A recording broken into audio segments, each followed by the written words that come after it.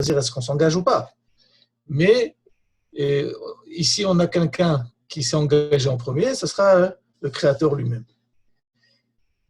On va essayer d'élucider la question et je vais essayer on va essayer d'étudier la question ensemble sans rentrer dans la polémique contemporaine. Est-ce que oui quelles sont les raisons suffisantes ou insuffisantes pour que Yom Ha'atzmaut soit fêté par certaines parties du Ham Israël ou par d'autres non. Ce qui m'intéresse, c'est pas de savoir on va dire le débat politique. Ça, je ne m'y connais pas là-dedans. Ce qui m'intéresse, c'est d'élucider la question, est-ce que les événements de Yom Ha'atzmaut ont une valeur divine, au vrai sens du terme.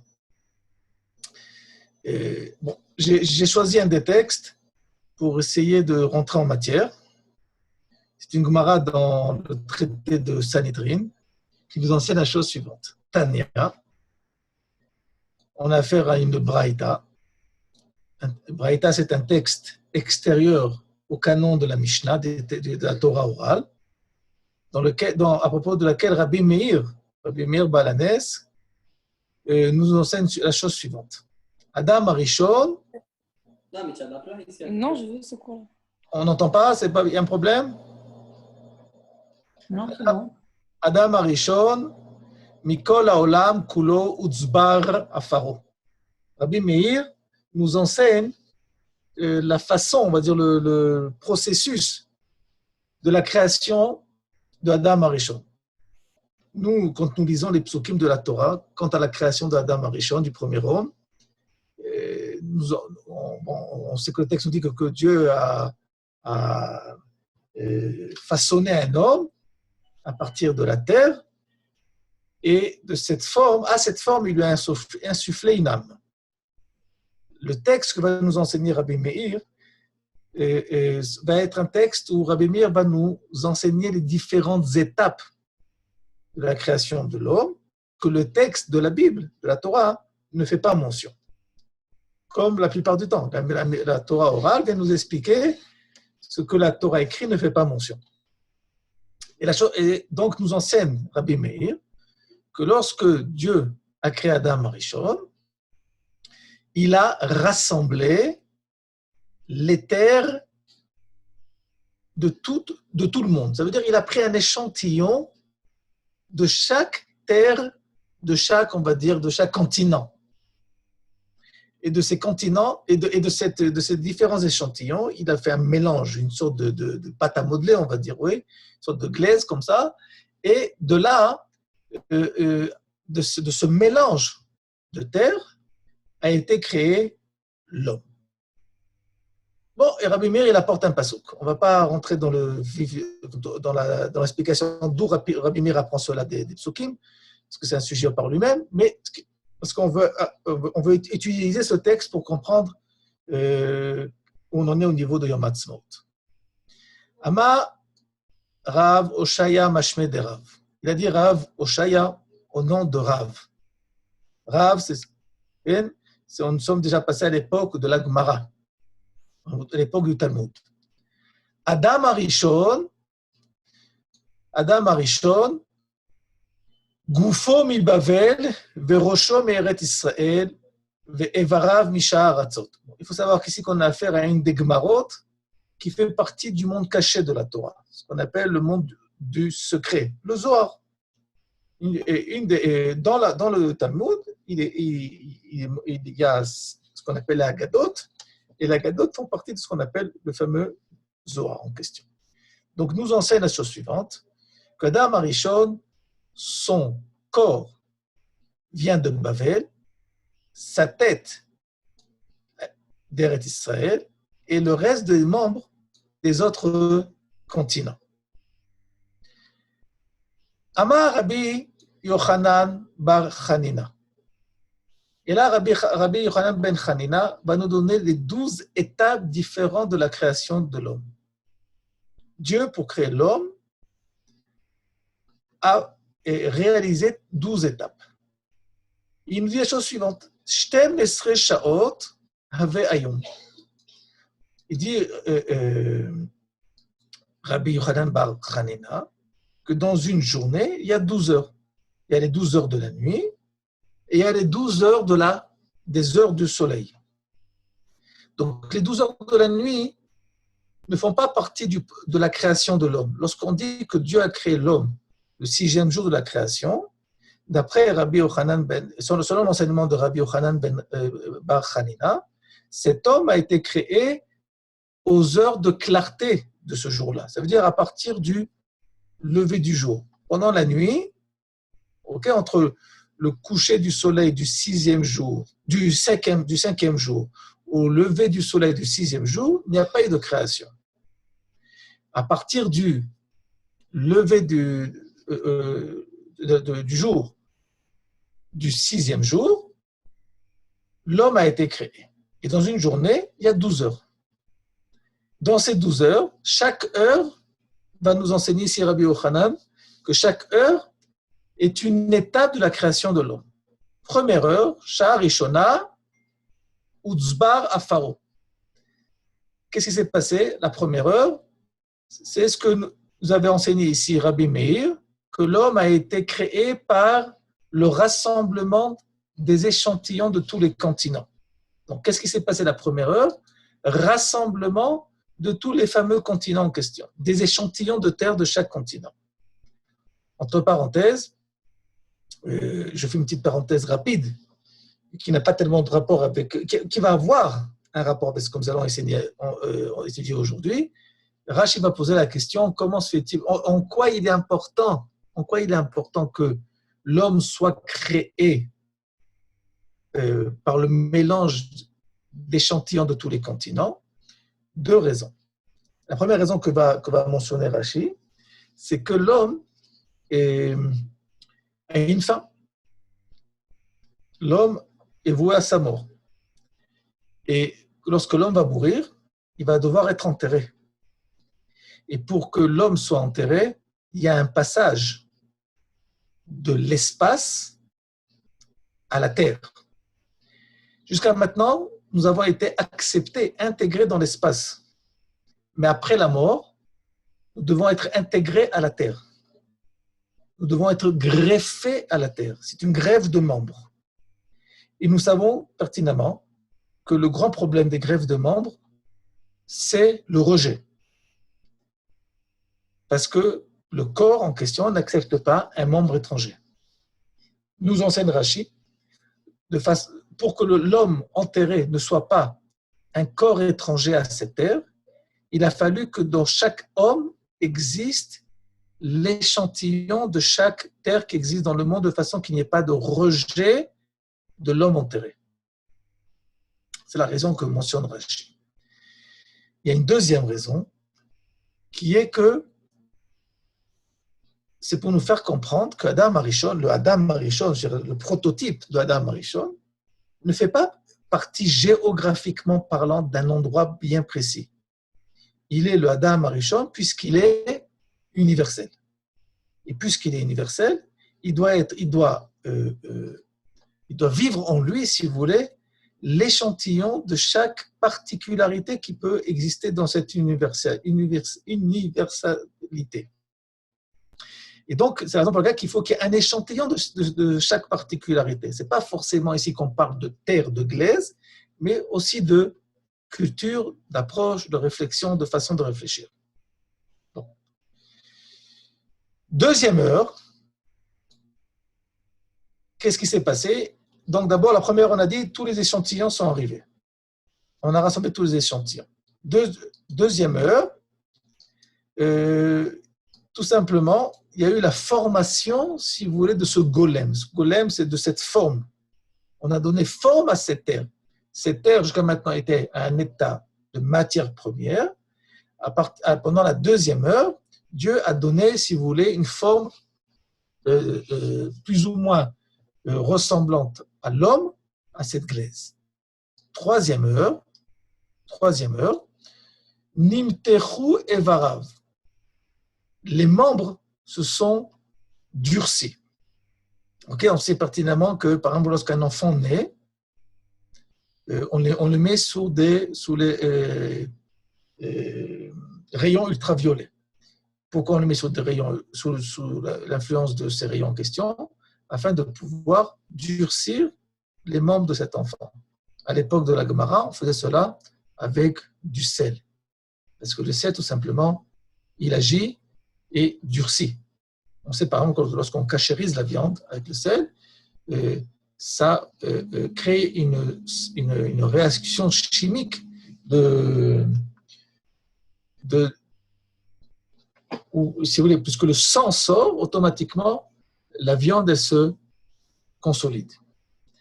Révit, la 4e heure, Nizreka bo neshama. À partir de la 4e heure, qu'est-ce que Dieu a fait? La 4e heure de notre 6e jour, c'est à 4e heure que Dieu a insufflé la neshama à Adam Arishon. 5e heure, on a affaire ici, remarquez bien de ce qui se passe, nous n'avons plus affaire à ce que Dieu a fait pour l'homme, mais ce que l'homme va faire pour lui-même. Amad al-Raglav. L'homme, à la 5e heure, une fois que Dieu lui a insufflé cette neshama, va se mettre debout sur ses 2 pattes, sur ses 2 pieds. 6e heure, qu'a fait l'homme? L'homme a donné des noms, des définitions à tout ce qui a été créé par Dieu. Une fois qu'il s'est mis debout, il est allé vers le monde, il a fallu que de l'homme définisse chaque chose qu'il voit, afin de pouvoir créer une relation avec chaque membre de cette création. Ça s'est passé pendant la 6e heure. 7e heure, Nizdavga lo Chava. Il a connu Chava, sa femme. 8e heure, Alou le matashnaem veyardu arba. Ils ont enfanté. 9e heure, Nistava shelo lechol minailan. À la 9e heure de la création du monde, il a été ordonné, l'homme, de quoi faire? De ne pas consommer le fameux fruit interdit. Assyrit, la 10e heure, c'est là qu'il a fauté. À la 11e heure, il a été jugé. Et à la 12e heure, il a été renvoyé du Gan Eden. Ok. Avant que nous commencions à étudier ce texte, est-ce qu'il y en a parmi d'entre vous qui ont besoin d'explications, de résumés, et ainsi de suite?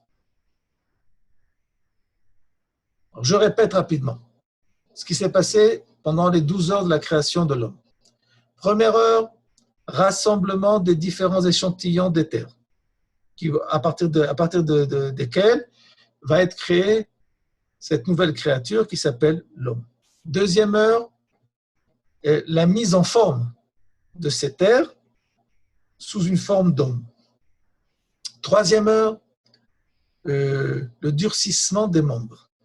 Quatrième heure, Dieu insuffle la vie, la neshama à l'homme. Cinquième heure, l'homme s'est mis sur ses pieds, s'est mis debout. Sixième heure, l'homme a donné nom et définition à chaque particule de la création. Septième heure, il a connu sa femme. Huitième heure, ils ont enfanté. Neuvième heure, ils ont reçu l'ordre de ne pas consommer le fruit interdit en question. Dixième heure, ils ont fait l'acte qu'il ne fallait pas faire, ils ont fauté. Onzième heure, ils ont été jugés et condamnés. Douzième heure, sentence. Ils ont été renvoyés du Gan Eden. Ok. Maintenant, nous allons essayer ensemble un petit peu de comprendre de quoi nous parlons ici. Alors, pour ceux qui étaient avec nous l'an passé, et pour ceux qui vont continuer à être avec nous dans le cours du Kuzari, nous avons étudié dans les écrits du Maharal, et nous allons étudier aussi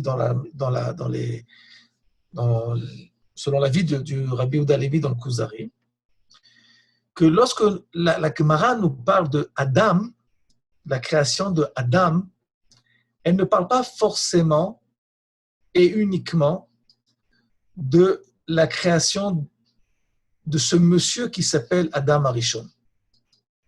Mais dans le judaïsme ou dans le Talmud, Adam est un code,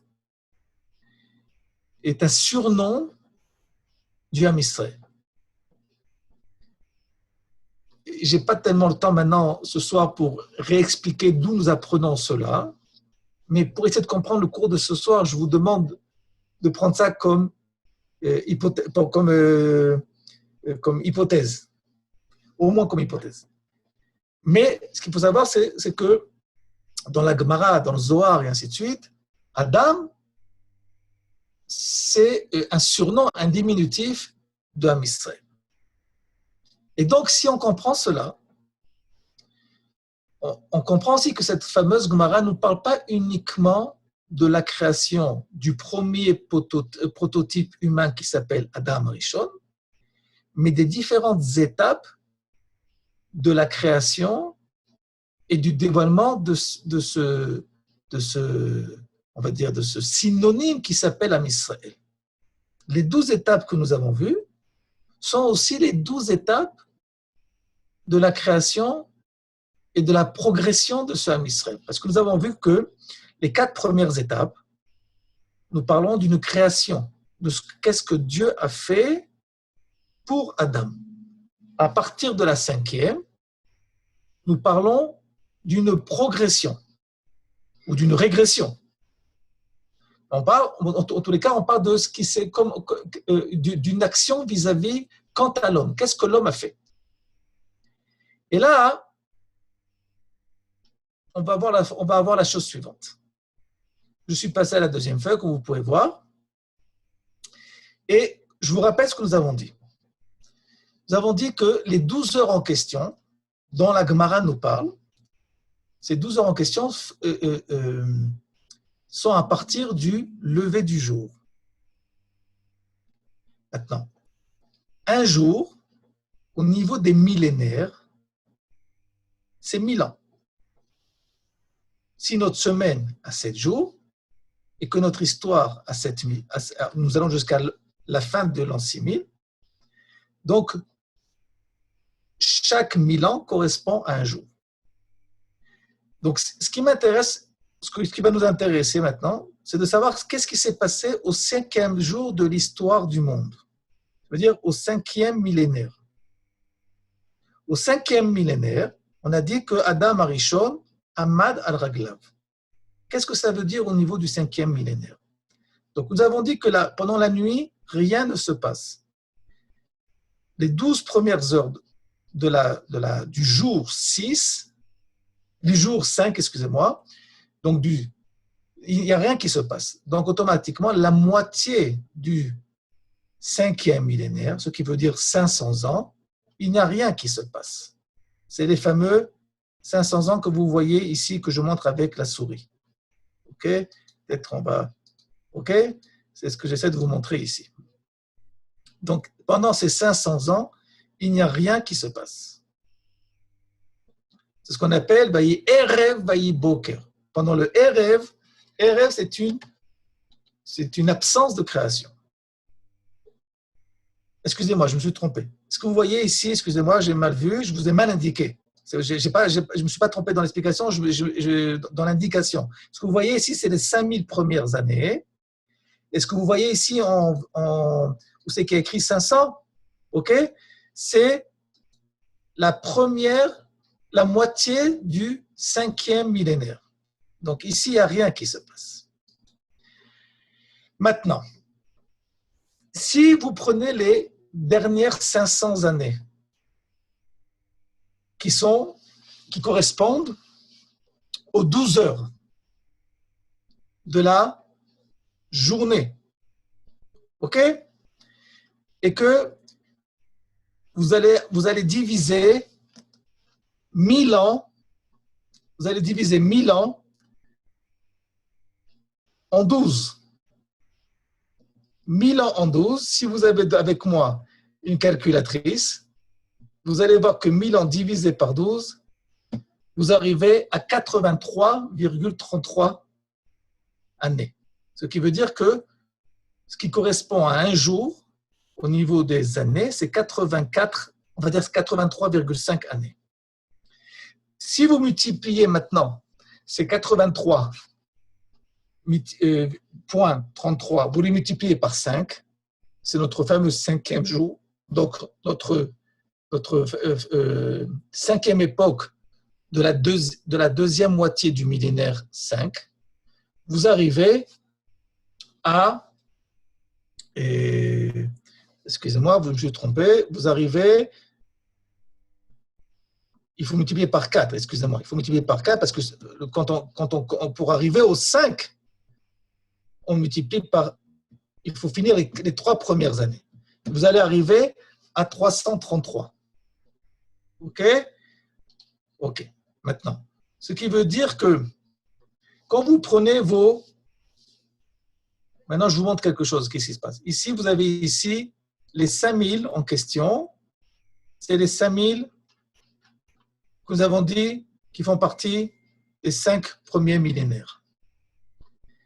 Dans le 7, vous avez les 500 de la nuit.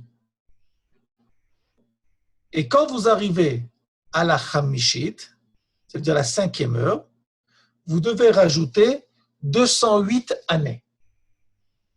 En rajoutant 208 années, vous arrivez à la date que la 5e heure au niveau du 5e millénaire, du 6e millénaire, excusez-moi, c'est 5708. 5708, au niveau hébraïque, c'est ce qui correspond à l'année 1948. OK? L'année 1948, c'était au niveau hébraïque, au niveau du compte juif, c'est l'année 5708. Ce qui veut dire que lorsque nous voyons que l'année 5708, ce qui veut dire 1948, elle correspond à quoi? Elle correspond à l'époque où Adam Arishon s'est mis sur pied. Et si on comprend que Adam Arishon, c'est Am Israël, ce qui veut dire que l'année 5708, c'est l'année où l'Am Israël a décidé de se prendre en main par le fait qu'il se met debout. Se mettre debout, nous allons l'étudier dans un petit moment avec le Maharal, que se mettre debout, c'est ce qui différencie, c'est une des différences entre l'homme et le monde animal. Tous les animaux marchent à 4 pattes et leur direction est vers la terre. Tandis que l'homme, le fait qu'il se soit dressé sur 2 pieds, cette position lui permet d'aller du devant, d'affronter les choses et de ne pas être soumis à la terre. Nous allons le voir dans un petit moment. Mais en tous les cas, ce qui est important de savoir, c'est que le parallèle à la 5e heure de la création de Adam Arishon, au niveau de ce qui s'appelle l'Am Israël, c'est la possibilité de retrouver un équilibre. Parce que nous savons pertinemment qu'une des étapes les plus difficiles pour un enfant, de passer de l'étape où il rampe à l'étape où il marche, c'est de trouver son équilibre. Et en galoute, pendant l'époque de la galoute, l'Am Israël, la seule chose qu'il peut faire, c'est ramper. Et quelques jours, malheureusement, on a commémoré comment l'Am Israël, pendant la Shoah, a dû ramper pour pouvoir survivre. Mais on ne peut pas vivre toute notre vie en rampant et en fuyant le danger. On a un besoin pour pouvoir être positif, de se mettre debout. Et se mettre debout, c'est retrouver un équilibre. Et on se rend compte que cette Gemara, elle est assez extraordinaire parce qu'elle nous enseigne par des calculs très simples que l'équilibre du Ham Israël, au niveau de son histoire nationale, cet équilibre, il est récupéré en l'année 5708. Sixième année, Kara Shemot. Nous avons dit que la sixième année qu'a fait Adam Arishon, il a tout simplement, il a commencé à donner des noms aux différentes parties de la création. On va expliquer ce que ça veut dire, Bezrat Hashem, mais ce qui est important de savoir, c'est que lorsqu'on fait le calcul, nous arrivons à l'année, au niveau des millénaires, à l'année 5750. Ici, nous avons, et 5750, c'est ce que nous appelons l'année Tav Shin Nun. Ce qui veut dire Tav Shin Nun 1990. On parle à peu près, tout simplement de 27 ans. Et selon le Gaon de Vilna, dans un des écrits du Gaon de Vilna, le Gaon de Vilna qui a vécu il y a 250 ans en arrière, écrit que l'année Tav Shin Nun, 5750, est l'année du passage, la possibilité que l'homme Israël a de passer de l'époque du Mashiach ben Yosef à l'époque du Mashiach ben David. On parle ici de dimension. Il y a la dimension de Mashiach ben Yosef et il y a la dimension de Mashiach ben David. Ce passage, il se réalise au niveau de la vie historique nationale du Ham Israël autour des années 5750. Nous allons essayer de toucher à la question, au sujet, qu'est-ce qui s'est passé en 5750? Avant que nous continuions, y a-t-il des questions?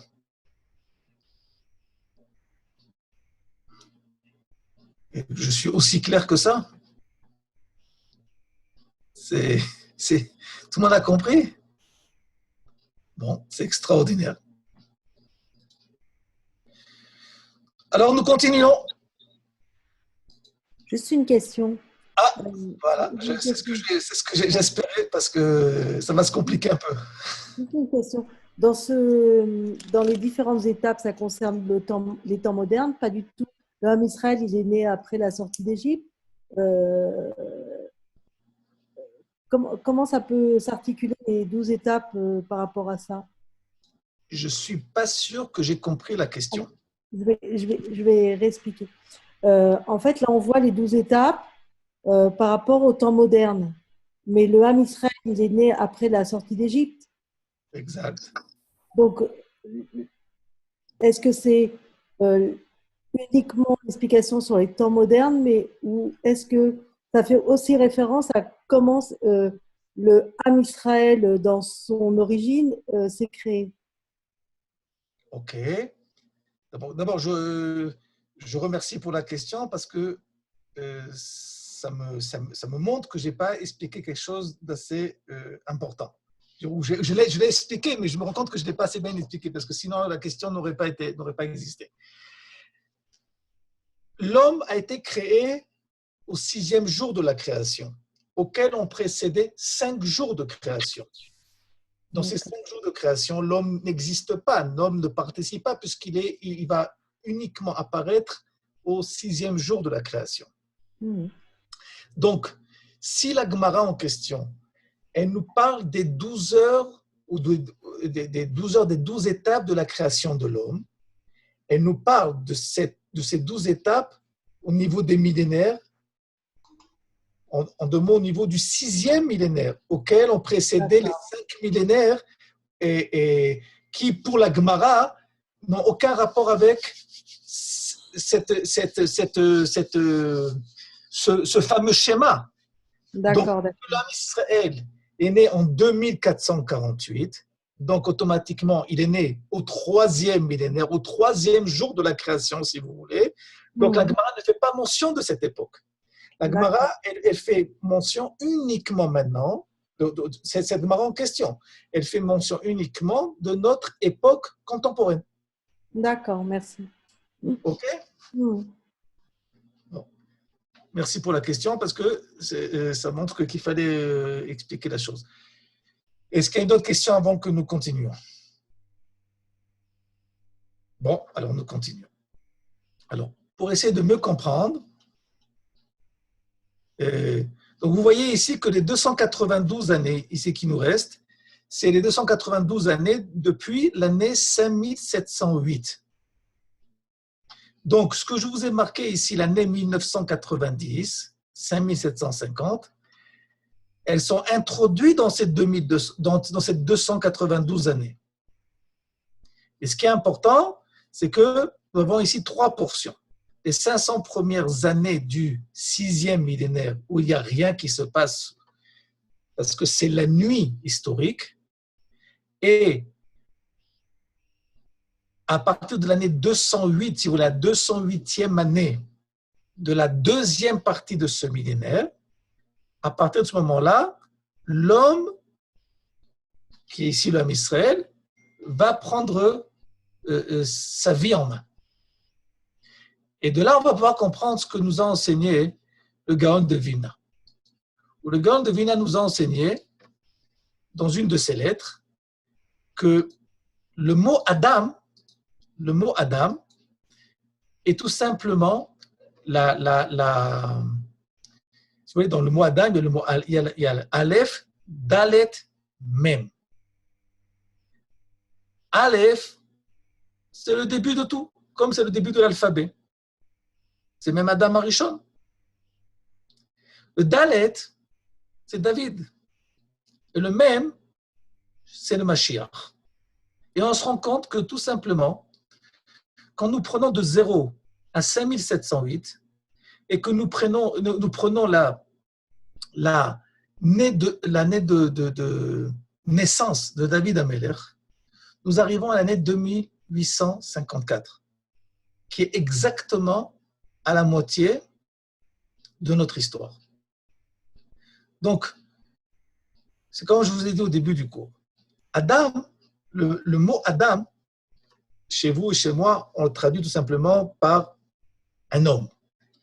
Mais pour Chazal, le mot Adam, dans ce nom-là, sont enfouis d'énormes secrets. Un des secrets, c'est que le mot Adam est tout simplement le programme en rétréci de notre histoire. De comprendre que quoi? Que nous allons de Adam Arishon à un monsieur qui s'appelle le Mashiach, en sachant pertinemment que l'étape intermédiaire à la moitié de notre histoire s'appelle Mashiach. Et ce n'est pas pour rien que ce monsieur que nous attendons qui s'appelle le Mashiach s'appelle Mashiach ben David. Parce que tout simplement, il continue ce qui a commencé depuis Adam Arishon, mais qui a été, si vous voulez, il y a eu l'étape au milieu de chemin par David Ameler, qui ne demande qu'à quoi être fait, à être tout simplement complété. Donc, c'est la raison pour laquelle que je vous ai marqué ici que la date de la sortie d'Égypte, c'est 2448. Beth Amikdash, il a été construit 480 années après la création, après la sortie d'Égypte. David Ameler lui-même a vécu 70 ans. Quand vous prenez et vous rajoutez tout cela, vous arrivez à 2854. Okay. Maintenant, ce qu'on va essayer de comprendre, c'est en quoi ces années en question, en quoi ces fameuses étapes, en quoi c'est une étape pour tout. J'essaie d'enlever ce jaune en question. Ah, voilà. J'ai trouvé. pour mieux comprendre de quoi nous parlons, nous allons faire appel au Maharal de Prague. Bon, le Maharal est assez long, et je vois que le temps passe. Nous allons étudier le Maharal en son milieu. Si nous avons le temps, nous reprendrons un peu plus haut. En tous les cas, le Maharal, quant à l'heure numéro 5, va expliquer cette Gemara de la façon suivante. Amad al-Raglav, qu'est-ce qui s'est passé? Qu'est-ce que les Chachamim ont voulu nous enseigner en disant qu'Adam Arishon s'est mis sur ses pieds, sur ses jambes? Il dit le Maharal, Davarze, Madrega, Ha-Madrega Chamishit. Nous avons affaire à au 5e degré de la création. Pourquoi? Alors, écoutez bien. Nous avons aussi appris, et ça fait un rapport avec le cours de Kuzari que nous étudions ensemble toutes les semaines, nous avons appris la semaine dernière, au cours d'avant la fête de Pessah, que le monde est fait de... Et que lorsque Dieu a créé le monde, il a créé 5 domaines. Il a créé le domaine du minéral, le domaine du végétal, animal, l'homme et l'entité collective qui s'appelle, excusez-moi, le Ham Israël. Il dit le Maharal, la 5e étape, le fait que l'homme s'est mis sur ses pieds, cette 5e étape correspond au 5e degré de la création. Ce qui veut dire à ce que l'Am Israël est censé faire. Pourquoi? Parce que je vous rappelle que la première étape que la Gemara a mentionnée, c'est tout simplement que Dieu a rassemblé un échantillon des continents, des terres. Les terres, c'est quoi? C'est tout simplement les minéraux. Première étape de la création, c'est le dévoilement divin dans le monde minéral. Ok? Il dit voilà, dans le monde minéral. La deuxième, qu'est-ce que nous a fait? Qu'est-ce qui s'est passé la deuxième année? La deuxième étape, Naasa Golem. Qu'est-ce que ça veut dire Naasa Golem? Il dit le Maharal, Madrigot atzomer timtsa betzomeach. Le fait que où c'est qu'il y a un changement de forme existe dans le monde végétal. Vous plantez une graine, il en sort une plante, un arbre. Une pierre, si ce n'est pas l'érosion, elle ne bouge pas. La plante change par elle-même. C'est ce qui s'est passé à la deuxième étape de la création du monde, de la création de l'homme. La possibilité d'avoir un changement au niveau de notre personnalité. Troisième, Madrigat achiyunit timtsa bebalei chaim. Il dit après, le fait que pourquoi nous avons eu besoin que les membres se durcissent, c'est parce que pour pouvoir se déplacer. Parce que sans que ces membres en question quelqu'un qui n'a pas les membres durs, il risque d'être handicapé et d'être cloué sur un lit. Donc, c'est l'expression, excusez-moi, du monde animal. Et il dit, le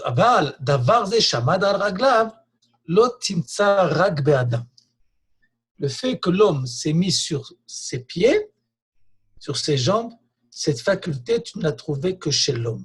Pourquoi? Ce que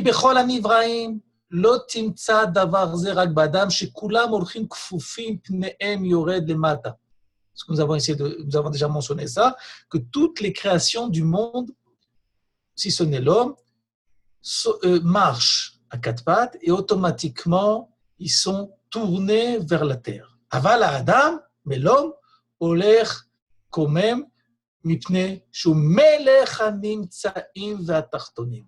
Et l'homme, il va droit, tout simplement parce qu'il est le roi de la création. Vameler raoui sheye oler beskifa. Et un roi a le devoir, il est bien pour lui qu'il ait une prestance. Ou batartonim en ala adam. Et il n'existe pas de prestance dans le monde si ce n'est l'homme. Et donc, cette prestance, elle n'est pas uniquement psychologique.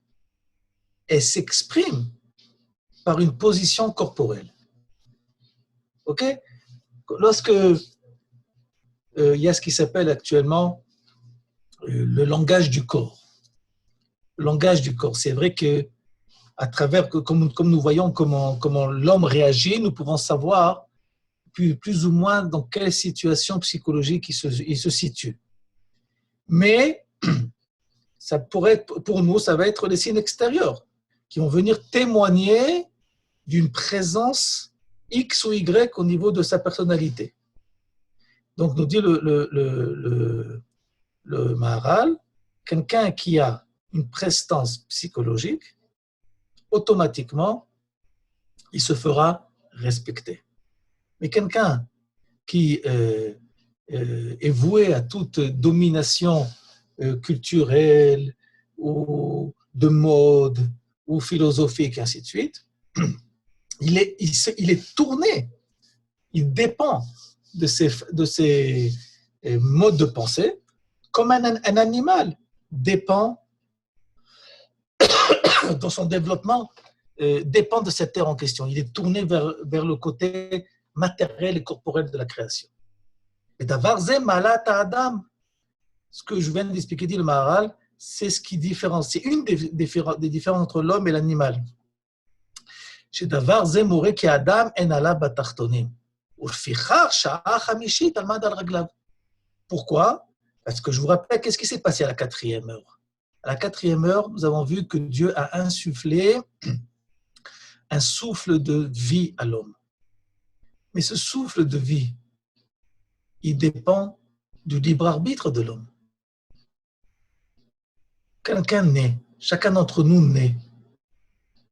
Donc, dans chacun d'entre nous a été insufflé un souffle de vie. Mais c'est moi qui vais décider qu'est-ce que je vais faire de cette vie. Et pour pouvoir décider qu'est-ce que je fais de cette vie, je peux, chas shalom, décider de quoi faire, de m'en servir comme les animaux le font, où je dépends de tout courant terrestre, où je peux dire non, je me sépare, à Mavdi ben Kodesh Lechol, je me distingue du reste de la création, qui sont tout le temps voués aux différents modes de pensée, et je dirige, parce que je suis Melech, parce que je suis roi. Et un roi, c'est pas comme actuellement dans la politique démocratique, où on voit où le courant de la société, quel est le courant de la société, et avec des sondages, et c'est comme ça qu'on se fait un électorat. C'est pas ça un manig. Un manig, un dirigeant, un leader, c'est quelqu'un qui a des réflexions, qui a des conclusions, et après ces réflexions et après ces conclusions, par un programme politique, il vient éduquer son peuple. Il vient faire progresser son peuple. Il ne cherche pas à se faire élire. Ce qu'il cherche, c'est de faire progresser son peuple. Ça, on avait avec Moshe Rabbeinu. Une fois que Moshe Rabbeinu a été choisi, Moshe Rabbeinu ne veut pas être choisi. Il dit à Kadosh Baruch Hu, mais Kadosh Baruch Hu, peut-être que tu as une petite erreur, il faut choisir mon frère Aaron. Il va avoir des pourparlers pendant plusieurs jours pour convaincre Moshe Rabbeinu que c'est lui qui doit faire ce qu'il doit faire. Parce que Moshe Rabbeinu, il ne cherche pas à être leader. Il vérifie, est-ce qu'il est l'homme de la situation? Est-ce qu'il a les forces internes pour pouvoir être ce fameux monsieur qui se dresse sur ses pieds, sur ses jambes, et qui va du devant? Un dirigeant, c'est quelqu'un qui que tout le monde suit. Ce n'est pas quelqu'un qui suit les autres et qui ferme la marche. Et parce qu'il sait bien la fermer, donc il est... Non, ce n'est pas ça. Et donc, le but, le rôle de l'homme, Adam, ce que le Maharal nous enseigne ici, c'est de pouvoir être la mode à la raglaï, de pouvoir me mettre sur pied. Et parfois, se mettre sur pied, et ça peut nous créer des problèmes. Parce que tout le reste de la création du monde, ils sont à quatre pattes. Et nous, on prétend, l'homme, donc l'homme Israël, on prétend quoi faire? D'aller du devant, par une force interne. Et c'est plus ou moins ce qui se passe, surtout depuis la création de l'État d'Israël, que politiquement parlant, ou historiquement parlant, il y a ce qui s'appelle le monde, la globalisation, où on essaie plus ou moins que tout ce petit monde, que tout ce grand monde n'en devienne qu'un petit, et que tout dépend de tout le monde. Et si c'est oui, la recette, c'est ça en deux mots, tout le monde dépend de l'autre. Et si je dépends de tout le monde, je ne peux pas mener mon programme d'indépendance juive sur cette terre, qui est le programme divin. Il faut que je me distingue des autres nations, qui ne sont qu'animées que par des courants philosophiques, sociologiques, politiques, historiques, tous les hic à la fin. Mais tous ces courants sont des courants de mode, éphémères, qui ont un temps. Ça peut être le communisme, le capitalisme, l'humanisme. Chaque fois qu'il y a une nouvelle mode, isme. Alors, il est temps qu'on vive le judaïsme. Et à long terme. Et le judaïsme, c'est d'être sur ses deux pattes. D'aller du devant et de comprendre que nous avons un rôle de leader au niveau des nations du monde. Beyesh od beze masha adam zakouf. Il dit le Maharal, il y a une autre notion, une autre compréhension au fait que l'homme soit dressé, se dresse sur ses deux pieds. Behu veha ama'ala, behu ama'ala shenivra adam betzelem Elohim. C'est ce qu'on appelle, c'est pas forcément se dresser sur ses deux pieds, mais se dresser sur ses positions, être ferme sur nos positions. Et le Ham Israël est un peuple qui, Baruch Hashem, est fier de ses positions et est honnête vis-à-vis de ses positions. Pendant 2000 ans, il ne s'est pas arrêté de prier, de dire qu'il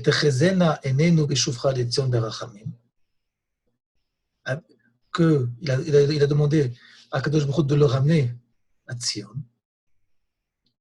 et qu'il est resté honnête avec lui-même.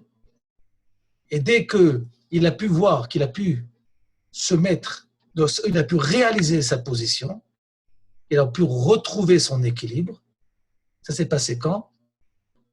Ça s'est passé à la 5e heure de la deuxième moitié du 5e millénaire. Et là, on comprend quelque chose d'extraordinaire selon le Maharal. Le Maharal a appelé ça Tselem Elokim, l'image de Dieu. Le fameux pasouk, verset que nous connaissons tous, que Dieu a créé l'homme à son image. Il dit le Maharal que l'application du programme divin qui s'appelle programme image de Dieu, cette application se réalise selon les Chachamim à la 5e heure du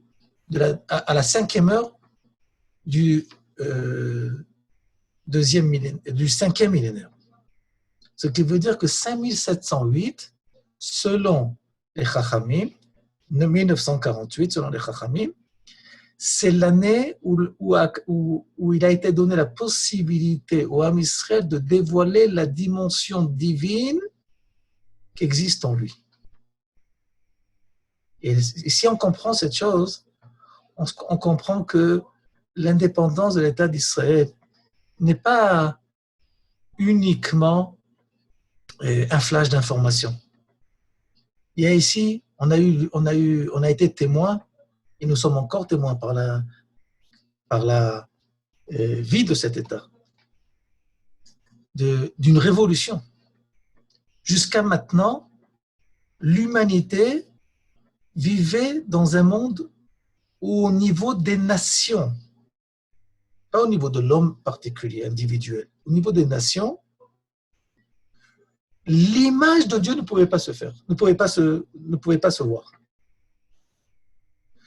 À travers l'homme Israël, l'humanité a la possibilité de pouvoir rencontrer, connaître, avoir l'expérience de qu'est-ce que c'est que cette image de Dieu.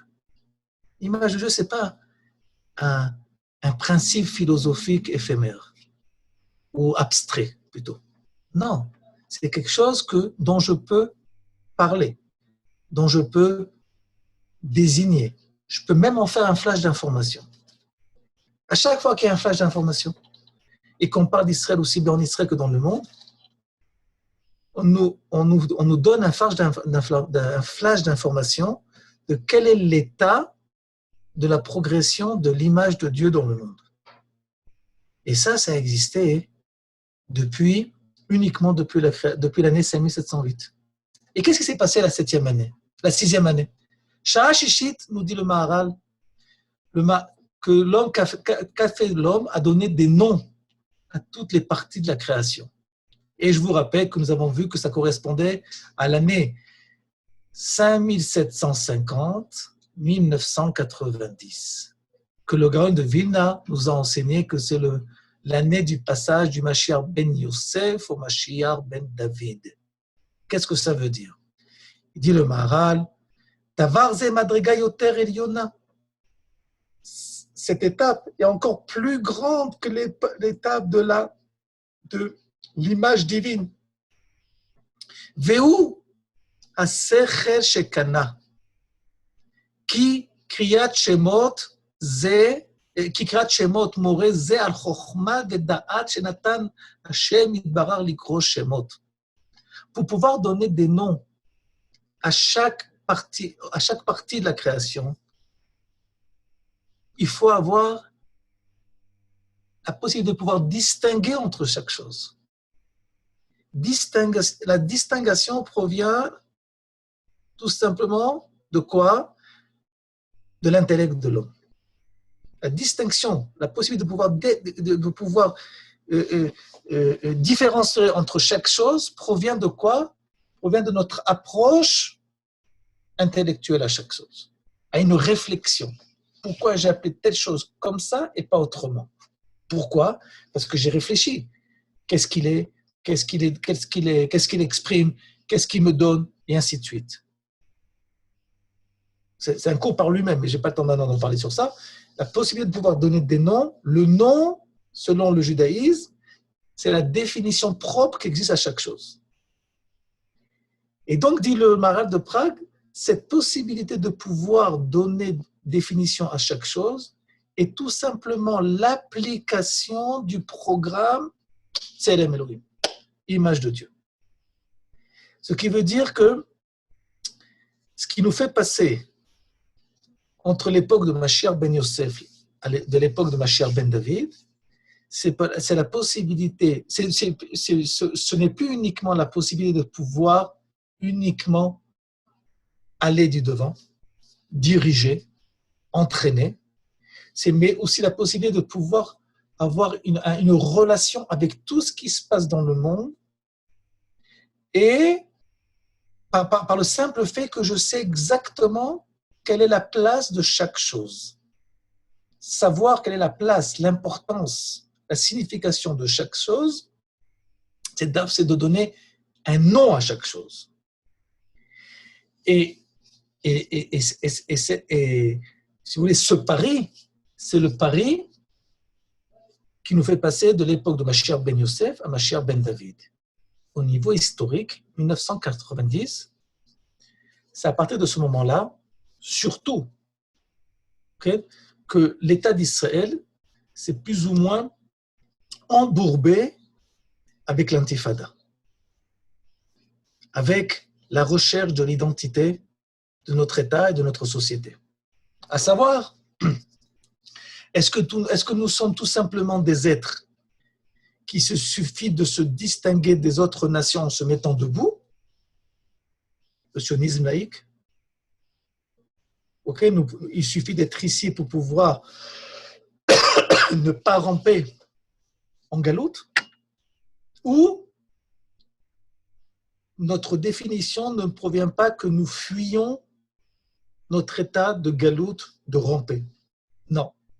Nous avons aussi un autre devoir qui est de pouvoir donner, qui est le pouvoir de la direction par le fait que nous donnons place, définition, nous donnons prestance à chaque chose, mais à la condition que nous savons quelle est la valeur et la place de chaque chose. Et à l'époque où nous vivons, de la globalisation, où on essaie de nous vendre un produit social, des baisses des différences, de l'annulation des différences. Tout le monde est égal, comme disait Korach. Il n'y a plus tellement de peuple.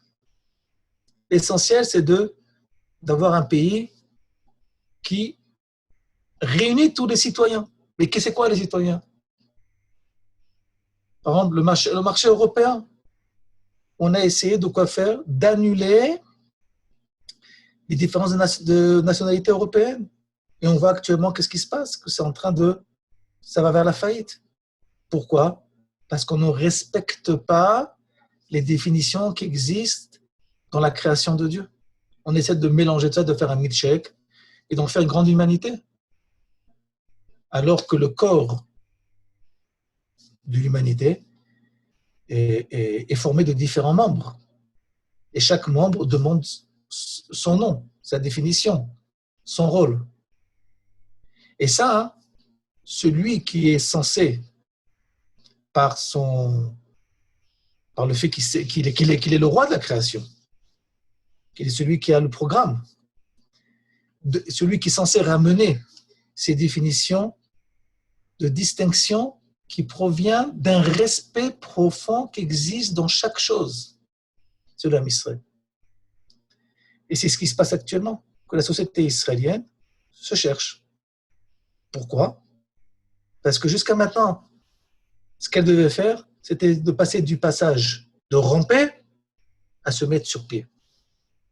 À partir de maintenant, 5750, 1990, Dieu dit à l'enfant qui s'appelle Am Israël, il ne suffit pas tout simplement de ne pas ramper. Il faut aussi commencer à réparer ce qui se passe. Et la réparation des choses, ça passe par la définition qui existe dans chaque chose. Je ne peux soigner que si je sais définir les différentes états des choses. Et quand je mélange tout, quand je fais du bassar vechalav, c'est une des raisons du bassar vechalav, du lait et de la viande, que le lait c'est plus du lait, la viande c'est plus de la viande, ainsi de suite. Donc automatiquement, ce mélange m'empêche de pouvoir faire progresser le monde. Et donc, c'est la raison pour laquelle à la sixième heure, à la sixième époque de notre sixième millénaire, nous passons à une nouvelle étape. Et qui est une étape qui, dans la société israélienne, est assez virulente, puisque nous savons qu'il existe, malheureusement, qu'il est impossible d'éviter cela, un conflit culturel au sein de la société israélienne. Vers quoi? Vers cet état. Est-ce qu'il lui suffit de se mettre sur ses deux pieds? L'économie forte, Baruch Hashem, une armée forte.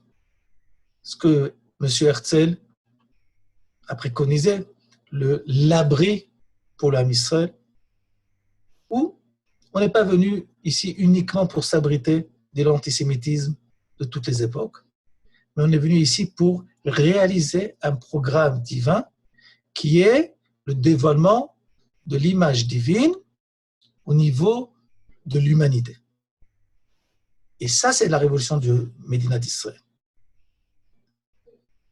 Si on comprend cela, on comprend aussi pourquoi ces événements ne sont pas forcément demandent la participation de toutes les parties du Ham Israël, aussi bien les parties religieuses que non religieuses du Ham Israël.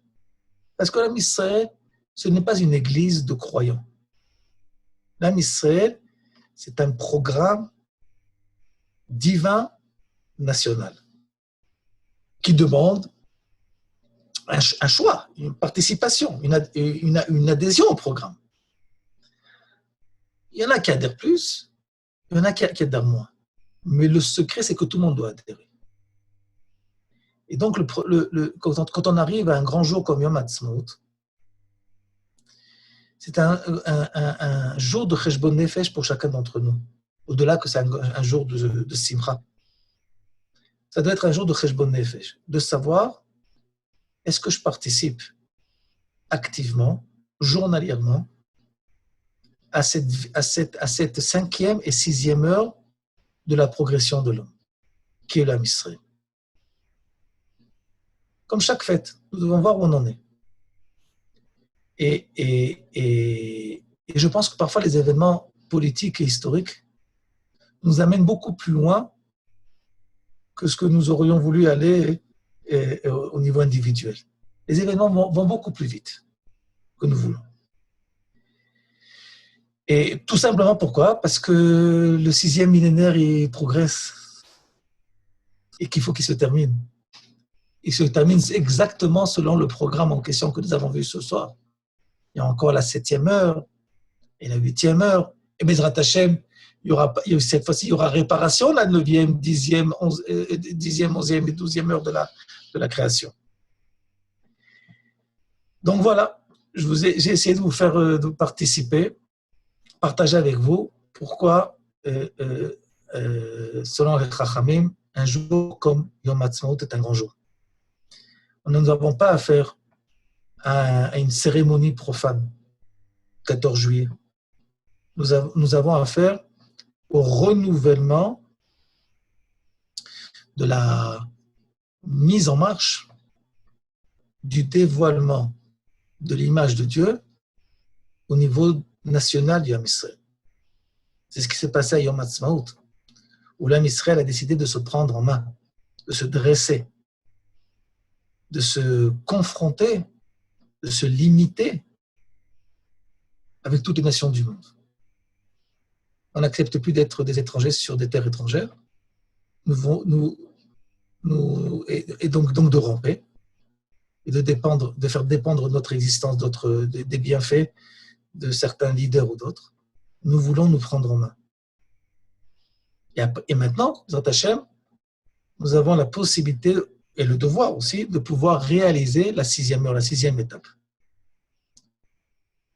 Voilà, je vous ai tout dit de ce que je pensais. S'il y a des questions ou des conclusions, je suis prêt à écouter. Excuse-moi, Johan, encore d'avoir pris un peu plus de ton temps.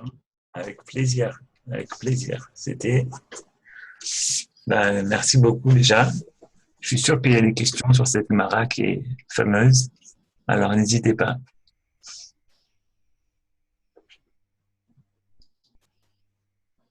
On est là.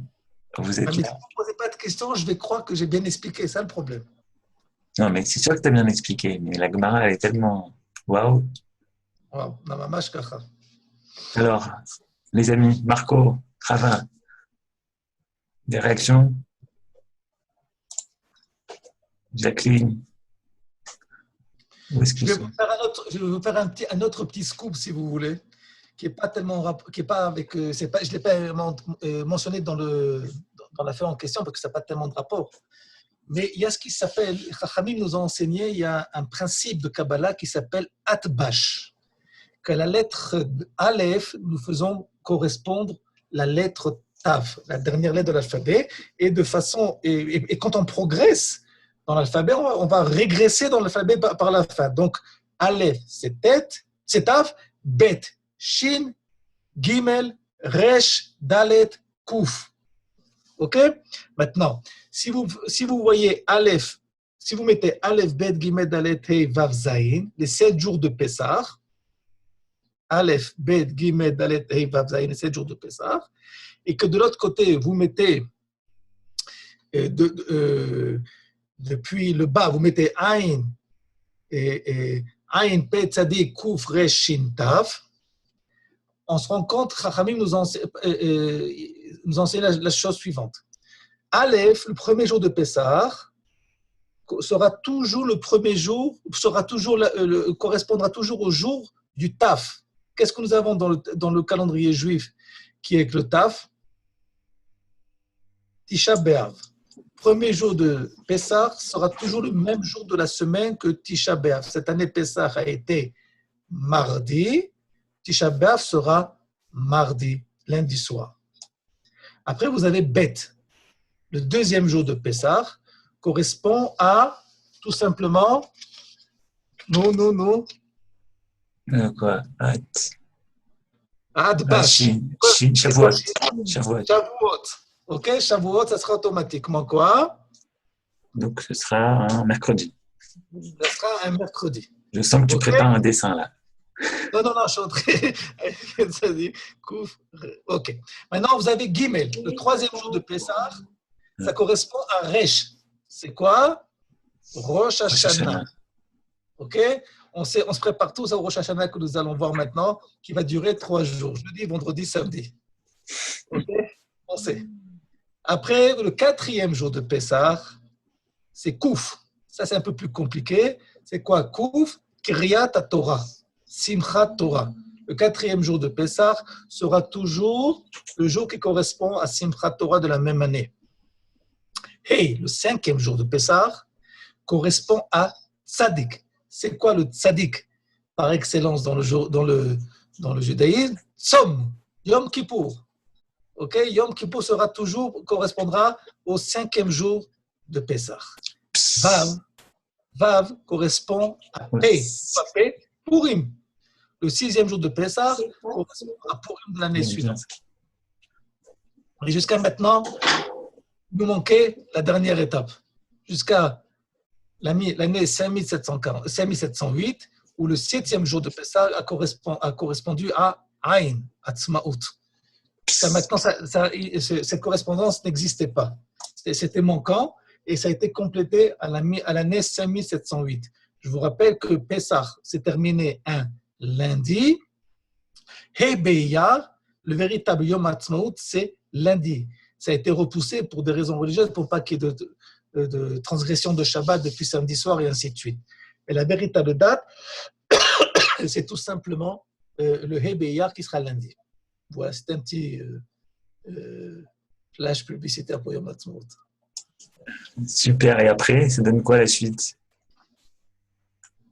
Après, il n'y a pas plus que 7 jours de Pessah. Non, ah oui, non. Si tu peux rajouter, il y en a qui n'aimeraient pas, il y en a qui aimeraient. Non, Galoute, ils ont d'autres journées, mais bon, c'est bon. C'était quoi? C'est ça? Est-ce qu'il y a d'autres questions? Non, on a. Ah, vas-y. Mais Eden, mets ta caméra. Faut tout voir. Non, elle ne marche pas. Ouais, c'est ça. Bon, allez, vas-y. J'ai un problème parce que j'ai l'impression que la galoute, elle était un processus rattré là, on dirait. Parce qu'on dirait que tout est prévu. Non. Eden, il faudrait écouter les cours du Maharal avec le Rav Peretz. Ouais. Ah ouais, voilà, au début. Les absents ont toujours tort. Non, mais c'est bon, c'est un sujet grandiose que tu ouvres là, de savoir est-ce que l'a priori divin est la fortiori humain. Ce qu'on appelle, est-ce que le Khatrila divin se dévoile dans le Bediavad divin? Ça, c'est un sujet qui Pourquoi on demande. va pas Parce que- Même la charte, il est déjà prévu, enfin, c'est rien, quoi, d'espérer qu'ils viennent maintenant, puisque il y a déjà une date prévue, on dirait. On dirait que tout est programmé, tout est. Non? C'est une proposition de programme. Ça ne veut pas dire que ça doit se réaliser. Ça veut dire que c'est une programmation divine. Comme l'AVDI, tu achètes un ordinateur, il y a différents programmes qui ont été programmés. Est-ce que tu vas tous les utiliser? C'est toi qui vas choisir, oui ou non? Mais là, ça suit bien le programme. Hein. Oui, oui et non. Il y a certaines choses que tu vois qui ont été respectées au niveau du programme et certaines choses que non. Il y en a, il y en a. Par exemple, un des programmes était que nous aurions pu revenir sur notre terre sans forcément passer par les souffrances et les atrocités de la galoute. Puisque la Gemara nous enseigne Be'ita achishena, que la Géoula, elle peut venir en 100 ans pressé. C'est un problème de dire en 100 ans pressé. Si c'est en 100 ans, c'est pas pressé, c'est pas pressé, c'est pas en 100 ans. On nous dit que quoi? Zahu achishena, lo zahu be'ita. Il y a deux possibilités, il y a deux programmations divines. Si il se prend en main beaucoup plus rapidement qu'il le faut, donc la Géoula, elle arrive de façon précipitée, avant même sa date. Et si Chad Shalom, l'homme Israël se laisse bercer par les douceurs de la galoute, de toutes les façons, la galoute, elle arrive en 100 ans.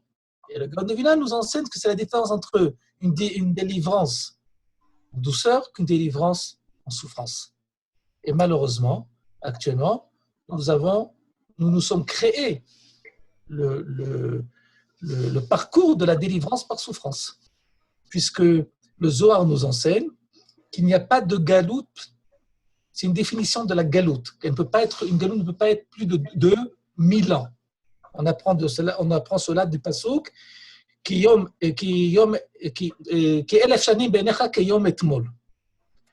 jour à la dimension divine, c'est 1000 ans. Et la galoute s'est fait appeler Yom, donc il ne peut pas avoir de galoute plus que de 1000 ans.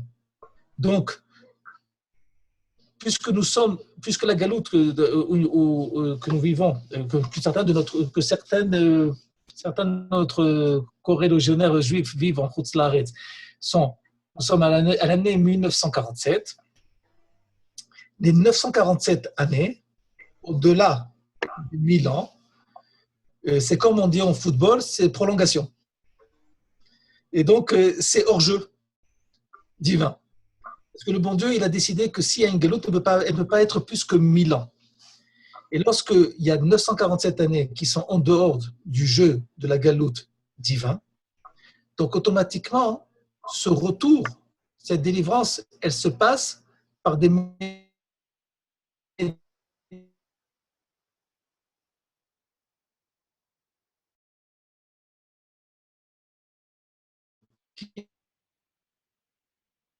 le livre, dans son livre Atkufa Gola, il nous dit, remarquez bien que 90% des souffrances, des pogroms, des tragédies du Ham Israël se sont passées à partir du deuxième millénaire. Jusqu'au deuxième millénaire, jusqu'à la fin des premières 1000 années, l'Am Israël subit une galoute sans très grande souffrance. À partir du deuxième millénaire, les croisades, les musulmans, l'Inquisition, les Cosaques, la Shoah, c'est du concentré. C'est en dehors c'est les prolongations que Dieu n'a pas été d'accord de ces prolongations. Voilà. On va s'arrêter là pour les prolongations. Même si avec toi, c'est la Géoula, c'est pas la galoute pendant le cours. Que soyons tous le Grat Hashem en fait. Et un dernier truc, mamage 3 secondes.